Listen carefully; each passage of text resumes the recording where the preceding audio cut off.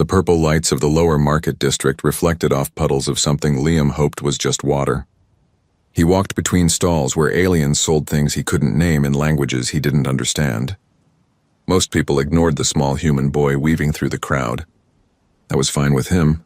Liam liked it down here on Harmony 7. The refugee station smelled weird and the gravity felt too light, but at least nobody treated him like he was made of glass. Patricia meant well, but she worried too much. She was a doctor, not his mom, even though she took care of him after Verdant fell. A four-armed merchant gestured at him with two hands while the other two wrapped packages. Liam shook his head and kept walking. He had 3 credits in his pocket and nothing to spend them on. Everything here cost more than he had. The scream cut through the market noise like a knife. Liam pushed through the crowd toward the sound. A small alien with blue fur and huge eyes cowered against a stall. Standing over him was something that looked like a lizard had married a bear, and their kid lifted weights. The creature had gray scales, thick muscles, and teeth that could bite through metal. "You owe protection money," the big alien growled.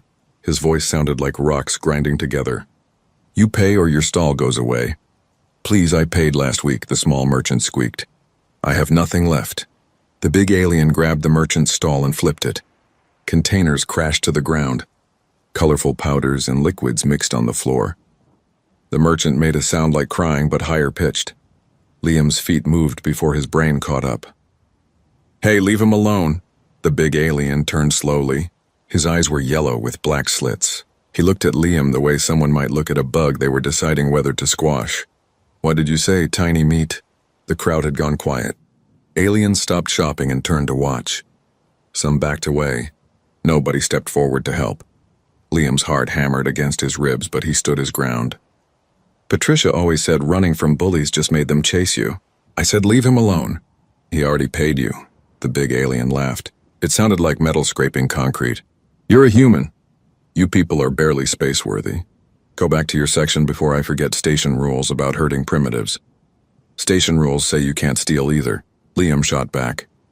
The alien's face changed. The laugh died. He took 2 heavy steps forward, and Liam had to tilt his head back to keep eye contact. Up close, the creature smelled like old gym socks and rotten eggs. "My name is Gret. I work for the Vorsh Syndicate. We run this market. You just disrespected me in front of everyone." Gret's massive hand shot out and grabbed Liam's shirt, lifting him off the ground. "Bad mistake, baby primate." Liam swung at Gret's face, but his small fist bounced off scales like hitting a wall.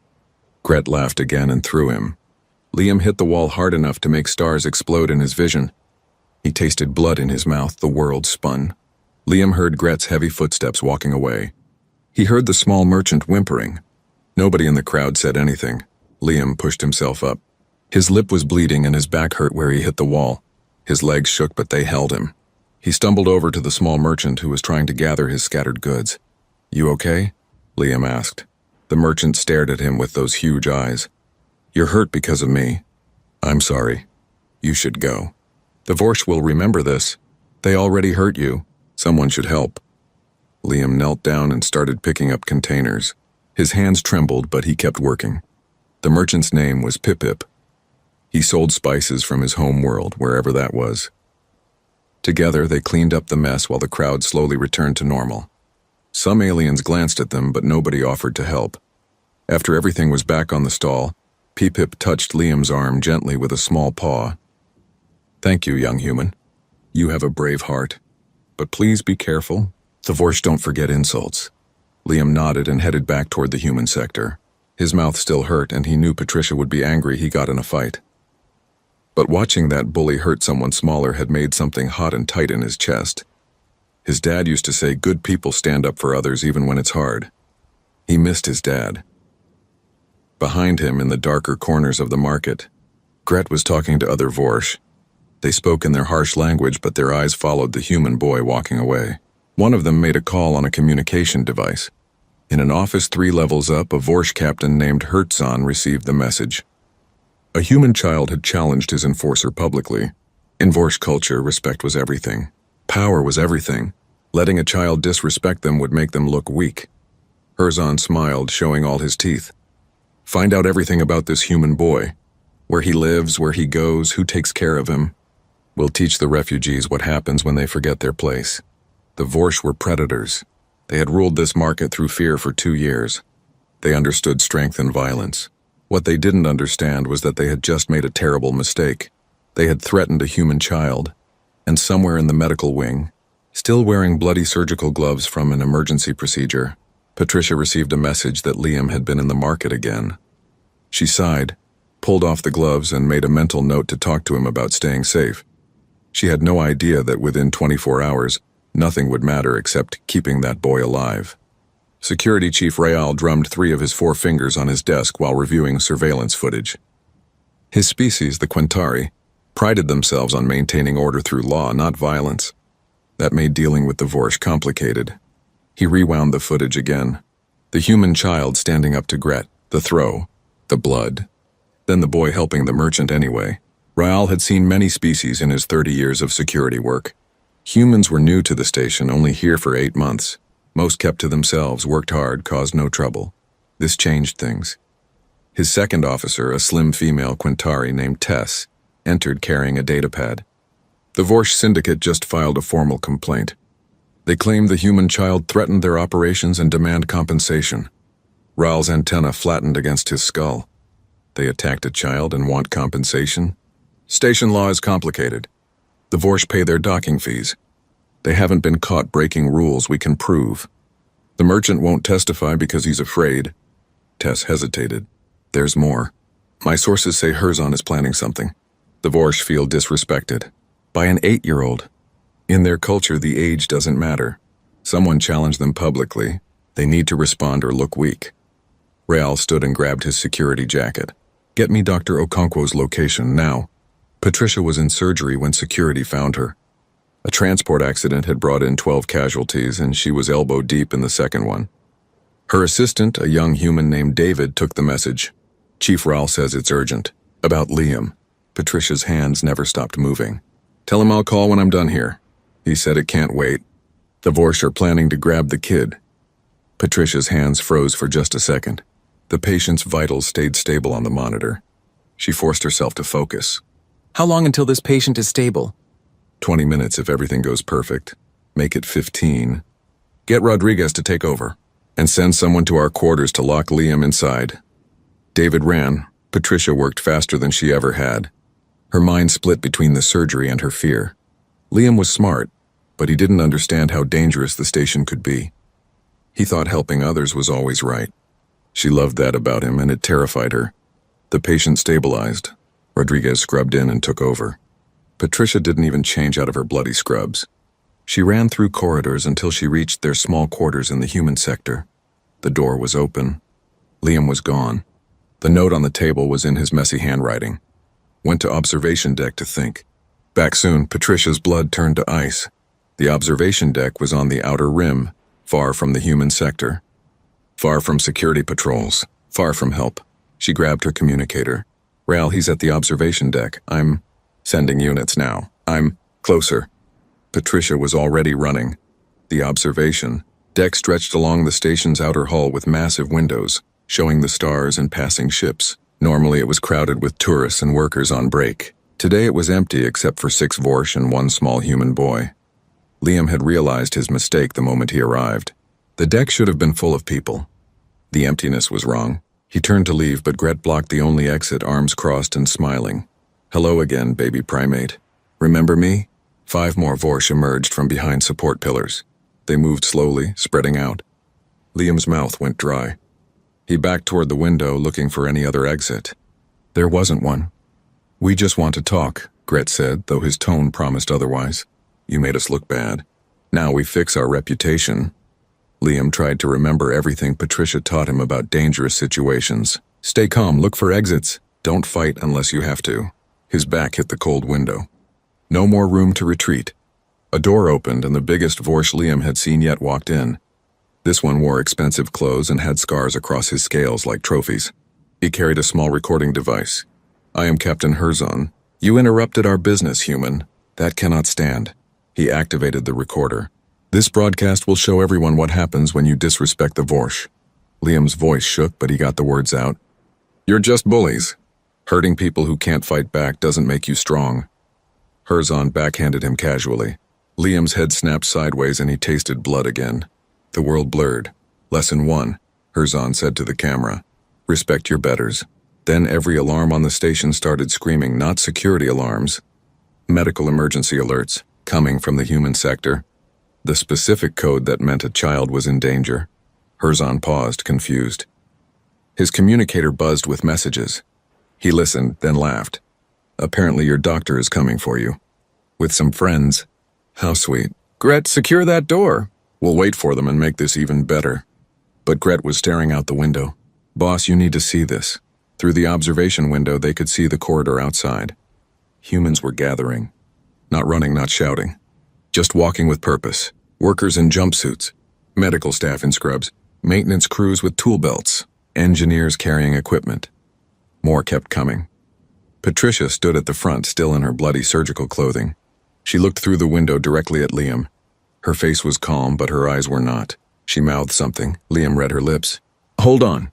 She turned to the others and pointed at the wall. Not the door. The wall itself. 2 miners stepped forward carrying plasma cutters. They looked at Patricia. She nodded. Inside the observation deck, Herzon's confidence wavered. What are they doing? That wall is reinforced. Cutting through it would violate a dozen safety regulations. They could breach the hull section. Gret watched the humans position their cutting torches. Boss, I don't think they care. The first torch ignited. Sparks exploded against the wall. The high-pitched whine of plasma-cutting metal filled the air. Herzon grabbed Liam and pressed him against the window. Tell them to stop or I hurt you worse. Through the window, Patricia saw Herzon holding Liam. Her expression didn't change. She didn't look afraid or angry. She looked like she was working. Like she was planning surgery. Precise, focused, determined. The miners started cutting a second hole, then a third. Different angles, different positions. Herzon finally understood. His voice rose. They're insane. They'll breach the corridor. Everyone will die. Liam looked at Patricia through the window. She was still completely calm. Still working, still coming. For the first time in his life, Liam understood something important about humans. Patricia wasn't coming to negotiate or bargain or wait for security. She was coming through that wall. Nothing was going to stop her. The Vorsh had made a mistake. They thought cornering a human child would be easy. They didn't know they had just awakened something the galaxy had never seen before. The honey badger had cracked its knuckles. The first wall section fell inward with a screech of tortured metal. Before it hit the floor, Patricia was through the gap. Behind her, 46 other humans poured into the observation deck like water through a broken dam.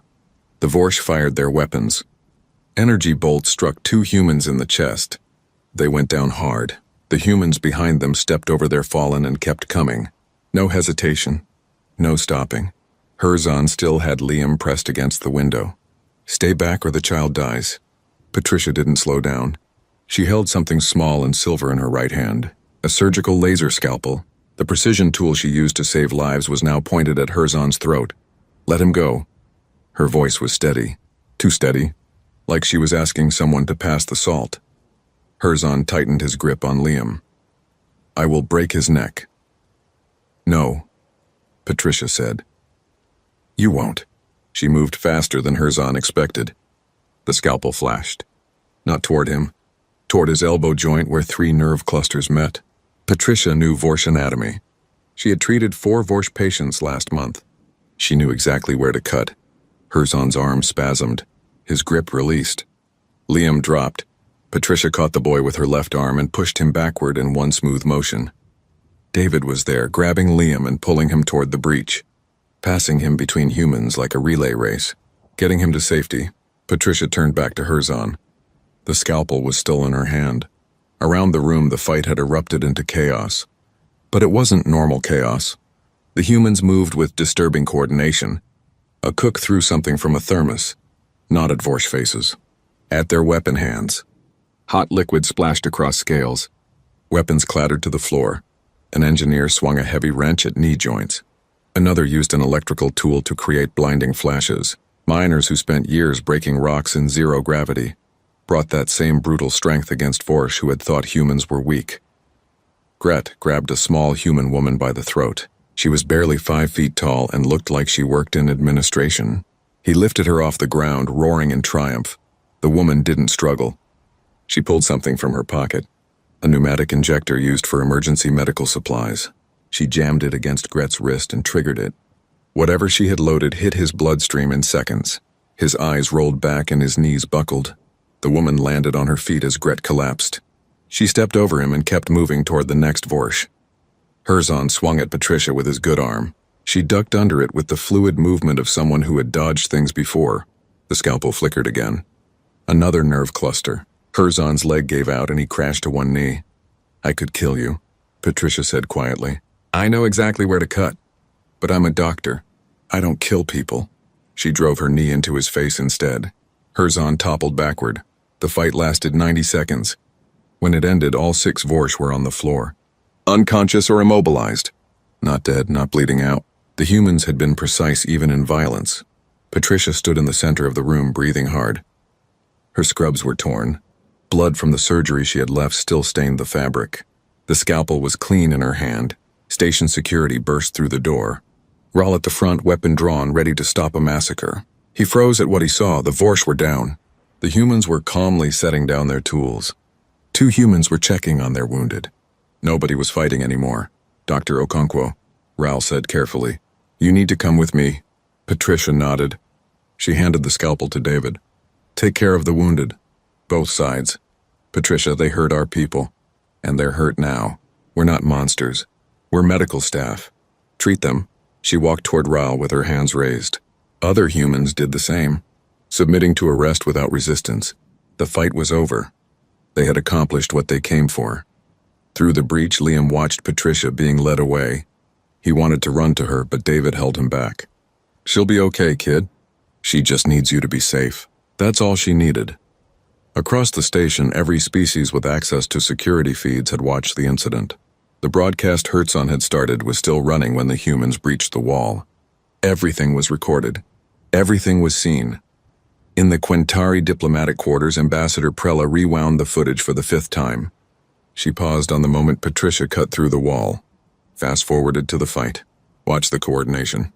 The precision. The restraint even in fury. "By the old laws," she whispered. "What are humans?" Her aide pulled up Earth's files. "They're classified as non-aggressive. Peaceful traders and explorers. Emotionally driven but not violent. That was not non-aggressive. No, Ambassador. That was protective." In the medical bay, David and the other human medical staff worked on both humans and Vorsh. The 2 humans who had been shot first were stable. Minor burns and 1 broken rib. They would recover. The Vorsh had nerve damage and blunt trauma. Nothing permanent. Nothing that couldn't be healed. Gret woke up first. He stared at the ceiling, confused. A human woman was checking his vital signs. The same small woman who had injected him. "Where am I?" "Medical bay." "You're going to be fine. The nerve blocks will wear off in a few hours." "Why are you helping me?" The woman looked at him with tired eyes. "Because you're hurt. That's what we do." Gret's worldview shattered in that moment. The humans had fought like demons, then immediately started healing the damage. He didn't understand. In Vorsh culture, you destroyed your enemies. You didn't fix them afterward. "What's wrong with you people?" he asked. The woman smiled sadly. "We're human. We protect our children, and then we feel bad about hurting people, even people who deserved it. It's complicated." She moved to the next patient. Gret lay there staring at the ceiling, trying to process what had happened. In a holding cell, Patricia sat on a metal bench. Her hands weren't shaking anymore. The adrenaline was fading, leaving behind exhaustion and worry. She hoped Liam was okay. She hoped she hadn't traumatized him worse by being violent. But she would do it again, every single time. That was the thing nobody else seemed to understand. Humans could be kind and gentle. They could be compassionate and forgiving. They could negotiate and compromise and find peaceful solutions, right up until someone threatened their children. Then every rule changed. Then the honey badger woke up, and honey badgers didn't stop until the threat was gone. The interrogation room was small and cold. Patricia sat across from a Corvin investigator named Reelith, who had traveled 3 systems to get here. The Corvin looked like a cross between a bird and a cat, with feathers instead of fur and eyes that never blinked. "Dr. Okonkwo, I need to understand your reasoning. You violated 14 station regulations. You damaged critical infrastructure. You assaulted 6 individuals. Patricia met Rylith's gaze. They took a child. My child. He's not biologically yours. He's mine in every way that matters. They cornered him. Threatened to hurt him on a broadcast. What did you expect me to do? Rylith tapped notes into her datapad. Most species would contact security. Wait for proper authorities. Perhaps negotiate. There wasn't time for that. You made time to gather 47 humans and cutting equipment. Patricia leaned forward. How many children do you have, investigator? 3 hatchlings. If someone had one of your hatchlings alone in a room broadcasting their intention to hurt that child, would you wait for security? Rylith was quiet for a long moment. Her feathers ruffled. I would tear through the station with my claws. Then you understand. I understand the instinct. What I don't understand is the execution. Your people moved with military precision. They targeted nerve clusters and joints. They used non-lethal force intentionally. That's not instinct. That's training. Patricia shook her head. That's humanity. We're good at problem-solving under pressure. We had tools and knowledge. We used them. You could have killed those Vorsh easily. We're not murderers. We just needed them to stop. Rylith studied Patricia for a long time. Finally, she set down her datapad. I'm a xenopsychologist, Dr. Okonkwo. I study species behavior. I've been researching humans since this incident. Your history is troubling. Troubling how? Humans have a documented pattern of extreme protective behavior. Parents lifting vehicles off trapped children. Mothers fighting predators 3 times their size. Fathers diving into fires and floods. Your species seems to have an overdeveloped protective instinct. We love our children. Is that a crime? No, but it makes you unpredictable, dangerous. Rylith pulled up images on her datapad. I found something in Earth's databases. A creature called a honey badger. Patricia almost smiled. You did your homework. This animal fights creatures 50 times its size. It doesn't retreat. It doesn't surrender. It attacks until the threat is eliminated or it dies. Your people called it one of the most fearless animals on Earth. Rylith looked up. You're the galaxy's honey badgers, aren't you? We prefer to think we're reasonable. You cut through a reinforced wall. They had our child. Rylith made a sound that might have been a laugh. Do you understand what you've done? The footage is everywhere. Every species in the galaxy has seen humans breach a wall to save one child. They're terrified. They're impressed. They don't know what to think. What do you think? Rylith was quiet again. When she spoke, her voice was softer. I think humans are exactly what the galaxy needs. You're not conquerors. You're not predators. You're protectors. But you need to understand how others see you now. 3 levels down, Liam sat in a conference room with Rael and 2 other security officers. They were being gentle but firm. He had to give a statement about what happened. Did they hurt you? Rael asked. Herzon hit me. Once. Then Patricia came. Were you scared? Liam thought about it. Yes, but then I saw her face through the window. She wasn't scared. She was just determined. Like when she's working on a difficult surgery. I knew she would come. Did you know she would cut through the wall? No, but I'm not surprised. Patricia always says when something's worth doing, you do it right. I guess saving me was worth doing right. Raul's antenna twitched. You trust her completely.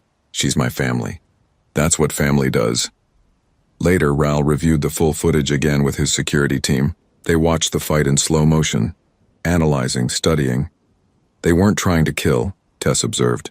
Every strike was controlled, precise. They could have done much worse. The Vorsh outweighed them by 50 kilograms each, another officer said. The humans should have lost. Rael paused the footage on Patricia's face right before she moved. They didn't fight with strength. They fought with knowledge, with determination, with something else we don't have a name for. Desperation? Tess suggested.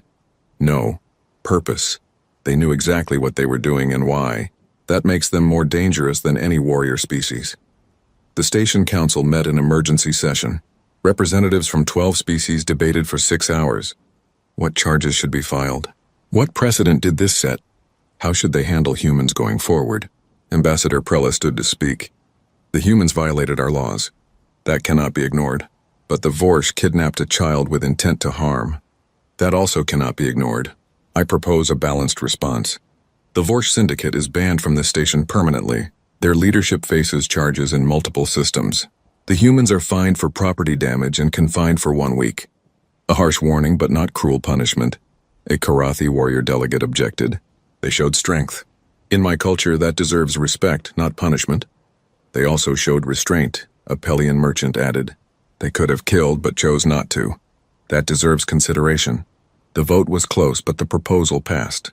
The decision satisfied no one and everyone at the same time. When they told Patricia the verdict, she simply nodded. 1 week confined to quarters, a fine they could barely afford. But Liam was safe. The Vorsh were gone. That was all that mattered. David brought Liam to see her during visiting hours. The boy ran to her and she held him tight. "I'm sorry I went to the observation deck," Liam said into her shoulder. "I'm sorry I couldn't protect you without scaring you." "You didn't scare me. You saved me." Patricia pulled back and looked at him. "Liam, what we did today was extreme. Violence should always be the last option, but when someone threatens you, when someone threatens any child, there is no option I won't take. Do you understand? I understand you love me. More than anything." Across the station, in a dozen languages, beings discussed what they had witnessed. The soft humans who seemed weak had revealed something terrifying and beautiful. They would endure anything for their children. They would break any rule, face any danger, fight any opponent. The galaxy was learning. Humans were kind until you made them choose between kindness and their children. Then kindness became a luxury they could no longer afford. And everyone was starting to understand you never, ever cornered a human's child.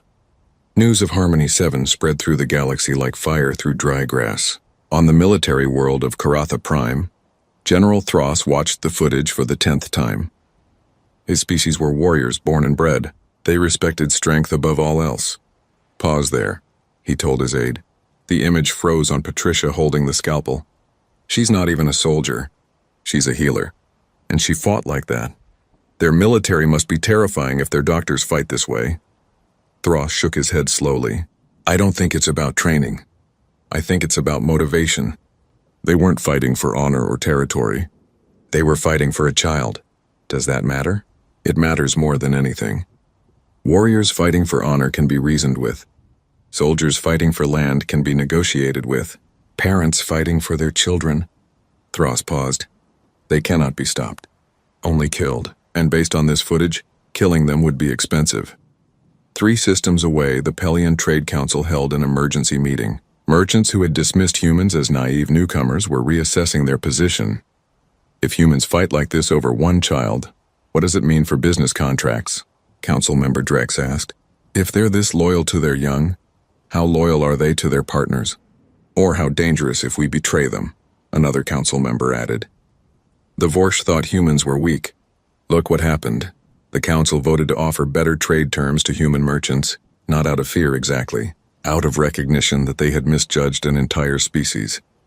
On the academic world of Corvin 3, Rylith published her paper titled Humanity Understanding the Protective Species. It became required reading in every xenopsychology program within a month. Her conclusion was simple. Human aggression was not about conquest, it was defensive. It activated when specific threats emerged, primarily threats to children or chosen family. Understanding this made humans predictable, safe to work with, and valuable as allies. But it also meant never threatening what they protected. Other species tried to replicate human tactics. The results were educational. A Karathi officer tried to fight with human passion during training exercises. He abandoned formation discipline and attacked wildly. His squad leader had to pull him out before he hurt himself. Passion without control was just chaos. A merchant tried to bluff using human protective instinct, claiming an attack on his business was an attack on his children. His opponents called the bluff immediately. The instinct only worked when it was genuine. Rylith added an addendum to her paper. Human protective behavior cannot be faked or replicated. It emerges from genuine emotional bonds combined with problem-solving intelligence. Species attempting to copy human tactics without human motivation will fail. Meanwhile, on Harmony 7, life was changing. Patricia served her week of confinement with Liam, turning it into quality time they both needed. When she was released, she found the human sector had grown. More refugees were arriving. Having heard that this station treated humans fairly now, the other species on the station treated humans differently. They gave humans space in crowded corridors. Merchants offered fair prices without the usual haggling, small gestures of respect that hadn't existed before. Liam returned to the market after 2 weeks. He was nervous, unsure if he would be welcome. Pip-Pip saw him first and rushed over with a small package. "For you, young human, a gift of thanks." Inside was a translator pendant, expensive and well-made. Liam tried to refuse, but Pip-Pip insisted. Other merchants nodded greetings. A Quintari child waved shyly from her parents' stall. The market felt different, friendlier. At the medical bay, Patricia found herself busier than ever. Species that had avoided human doctors before now requested her specifically. They trusted someone who fought so hard for one child to fight hard for their health too. A Vorsh merchant named Kelta arrived at the station 6 weeks after the incident. She requested an audience with the station council, and specifically with Patricia. Raul was prepared to deny docking permission, but Patricia intervened. "Let her come. I want to hear what she has to say." They met in a neutral conference room. Kelta was older than Herzon, with gray scales and tired eyes. She carried herself with dignity. "Dr. Okonkwo, I represent Herzon's clan. What he did brought shame to our people. In Vorsh culture, we must make restitution." Patricia waited, saying nothing. "We propose a trade agreement. Vorsh security services for human medical expertise. We understand now that humans are stronger than we believed. An alliance benefits both. You want to hire us as doctors after your people tried to hurt my son? We want to learn from you, and perhaps teach you our ways in return. The Vorsh respect strength. You proved your strength. Now we can respect you." Patricia considered it. "I'll propose something different. A cultural exchange program. Your people teach ours about security and combat techniques. Our people teach yours about medicine and healing. Equal exchange. No one is hiring anyone." Kelta was surprised but nodded slowly. "Your terms are acceptable. Honor satisfied, profit maintained, and perhaps both our peoples learn something."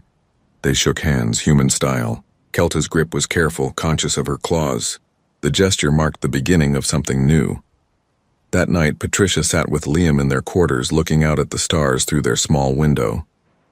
"Things are different now," Liam said. "People look at us different. They understand us better. That's not always comfortable, but it's honest. Are you okay? About the fighting?" Patricia pulled him close. "I hate violence. I became a doctor to heal people, not hurt them. But I would do it again in a heartbeat if someone threatened you. That's the complicated part of being human. We can be gentle and fierce at the same time." "Like a honey badger?" She laughed. "Who told you about that?" "I heard people talking. They call humans the honey badgers of the galaxy now, small but fierce. I suppose there are worse reputations to have." Across the galaxy, in government chambers and military academies and merchant guilds, species were updating their files on humanity. The soft newcomers who seemed so gentle had revealed a hidden edge. Not because they were violent by nature, but because they were protective by instinct. Humans were kind until you made them choose, and when they chose their children over everything else, they became a force nothing could stop. The lesson was spreading. The galaxy was learning, and everyone was becoming very careful not to corner a human's child. 1 year after the incident, Harmony 7 looked different. The human sector had tripled in size. Human businesses lined entire corridors. Children of multiple species played together in common areas, supervised by parents who no longer feared each other. Patricia stood in the council chamber wearing formal clothes that felt uncomfortable. The station council had voted her in as the human representative. She had tried to refuse, but the other humans insisted. Leadership, they said, was sometimes thrust upon you. Today's session focused on the new sanctuary protocols, legislation inspired by what happened to Liam. Every station in the Allied systems would now have enhanced protection for all children, regardless of species. Violating these protections carried severe penalties. Ambassador Prella presented the final draft. These protocols exist because one species showed us how seriously we should take child safety. The humans taught us something important. Our children are not just our future. They're our present responsibility. The vote passed unanimously. As species with wildly different cultures agreed on one thing, children deserved protection. After the session, Patricia found Liam waiting outside. He was 9 now, taller and more confident. He wore the translator pendant Pip-Pip gave him, and a medical assistant badge he had earned through legitimate training. "How did it go?" he asked. "The protocols passed." Every station will have them within a year. Because of what happened to me, because of what happened after. Because people learned something about priorities. They walked through the market together. Pip-Pip waved from his stall, his business thriving now. The small Pippily had become something of a minor celebrity. The merchant who the human child had protected. People bought his spices because they liked the story. A group of Vorsh approached and Patricia tensed instinctively. But these were Kelta's people, part of the exchange program. They nodded respectfully and kept moving. Some humans trained in Vorsh combat techniques now. Some Vorsh learned human medicine. The exchange worked better than anyone expected. Dr. Okonkwo, a voice called. Raal appeared from a side corridor, all 4 arms carrying data pads. I need your signature on the new security arrangements. More paperwork? Always more paperwork. But this is good news. Earth's government approved permanent diplomatic status for Harmony 7. You're an official embassy now. Patricia blinked. We're a refugee station. You were. Now you're a symbol. The place where humanity showed the galaxy what it means to protect your own. Raal's antenna twitched with amusement. Also, several species specifically requested human security consultants. Apparently, everyone wants to know how 47 civilians defeated 6 trained fighters. We were motivated. Yes, that's what scares them. Later that day, Patricia received a message from Earth, Verdant. The colony where Liam's parents died had been cleared for resettlement. Many refugees were planning to return. The message asked if she and Liam wanted to be on the first transport. She showed Liam the message that evening. He read it twice, his face thoughtful. What do you want to do? She asked. I miss Verdant.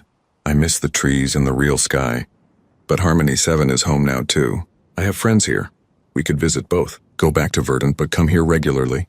I think my council position requires me to travel anyway. Liam smiled. I'd like that. They decided to return to Verdant within the month. But first they had farewells to make. The night before departure, the human sector threw a gathering. Nothing formal. Just food and music and people saying goodbye. Other species showed up too. Pip-Pip brought his whole family. Kelta arrived with a traditional Vorsh gift. A blade inscribed with words that meant strength through honor. Even Rylith came, having made the trip specifically to see them off. Your species fascinates me, the Corvin researcher said to Patricia. I've spent a year studying humans and I understand you less now than when I started. What confuses you? You're simultaneously the gentlest and most dangerous species I've encountered. You rescue injured animals. You cry at sad stories. You dedicate your lives to healing others. But threaten a child and you become something terrifying. Patricia smiled. We're just human. We feel deeply. That includes love and protection and yes, rage when necessary. It's not complicated. We just care. That's what makes you powerful. Most species care about their own group. Humans care about everyone. Until someone proves they don't deserve that care. Then you stop caring about them and start caring only about protecting who you love. Is that a bad thing? No, it's beautiful and frightening. Like watching a sun both warm you and knowing it could burn your world to ash. The party continued late into the night cycle. Children played while adults talked and laughed. It felt peaceful, normal.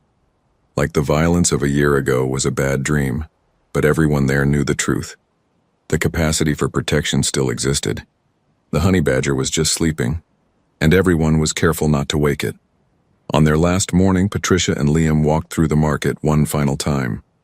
The vendors they had come to know called out farewells, promises to keep in touch, requests to visit. At the docking bay, a small crowd gathered to see them off. Raal stood at attention and saluted military style. Kelta bowed in the Vorsh manner. Pip-Pip hugged Liam carefully, mindful of the size difference. Thank you, the small merchant whispered, for standing up for me when nobody else would. You're my friend, Liam said simply. That's what friends do. The transport departed on schedule. Through the viewport, they watched Harmony 7 grow smaller against the stars. Patricia's hand rested on Liam's shoulder, both heading home to rebuild what was lost. Across the galaxy in 1,000 different languages, a new phrase had entered common usage. When someone made a terrible mistake, when someone provoked a seemingly gentle opponent into devastating response, people said the same thing. They cornered the human's child. Everyone understood the meaning. Some lines should never be crossed. Some beings should never be threatened. Some families would endure anything to protect their own. Humans were kind. Humans were gentle. Humans were compassionate and forgiving and patient. They would negotiate, compromise, and find peaceful solutions to almost any problem. But threaten their children, and they would cut through walls. They would walk through weapons fire. They would fight with every tool and skill and desperate determination they possessed, because humans were honey badgers. And honey badgers didn't care about odds, didn't care about rules, didn't care about anything except protecting what they loved. The galaxy had learned that lesson, and it would never forget. Patricia looked down at Liam, who was already asleep against her shoulder. She smiled and closed her own eyes. Tomorrow they would start rebuilding. Today she could rest. The honey badger had cracked its knuckles, made its point, and now it could sleep again, until the next time someone made the mistake of cornering a human child.